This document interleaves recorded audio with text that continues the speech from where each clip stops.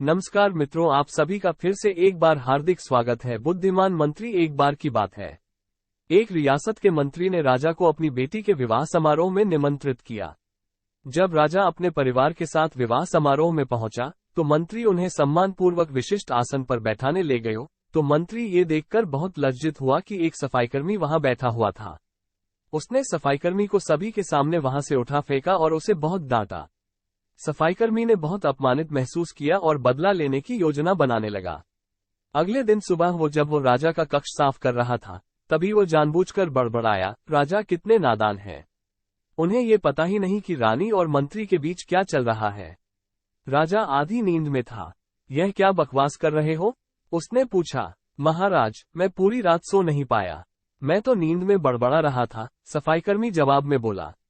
हालांकि उसकी बात सुनकर राजा के मन में संदेह के बीच पड़ गए थे। राजा अब मंत्री से चिढ़ने लगा और समय समय पर अपमानित करने लगा। एक दिन तो उसने द्वारपालों से ये तक कह मंत्री को महल में घुसने ही न दें।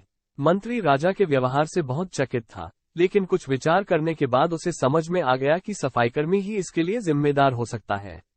मैंने उसका अपमान किया था और उसी का उसने बदला लिया है। अब मुझे उसे दोबारा प्रसन्न करना होगा, तभी वो राजा की निगाह में मेरा सम्मान दोबारा दिला सकता है, मंत्री ने सोचा। एक दिन उसने सफाईकर्मी को अपने घर भोजन पर आने का निमंत्रण दिया और कहा, मेरे दोस्त, मुझे क्षमा कर दो। मैंने तुम्हारा अपमान किया था। मुझे गलती का एहसास हो गया है। इन सुंदर कपड़ों को उपहार के रूप में ग्रहण करो। चलो, मेरे साथ भोजन करो।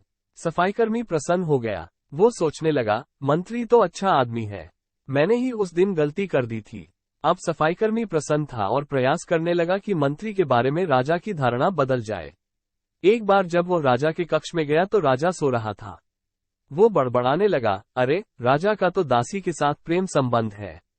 बड़ी लज्जा की बात है। राजा ने उसका बड़बड़ाना सुना तो उठकर बैठ गया। राजा ने सफाईकर्मी को बहुत डांटा। सफाईकर्मी बोला, क्षमा कर दे महाराज, मैं पूरी रात सो नहीं पाया, इसलिए दिन में ही नींद में बड़बड़ा रहा था। राजा को अपनी गलती समझ में आ गई। इस तरह की अफवाह के चक्कर में आकर उसने अपने बहुत अच्छे सलाहकार की अनदेखी शुरू कर दी थी। राजा ने मंत्री को बुलाया और दोनों फिर से मित्र बन गए।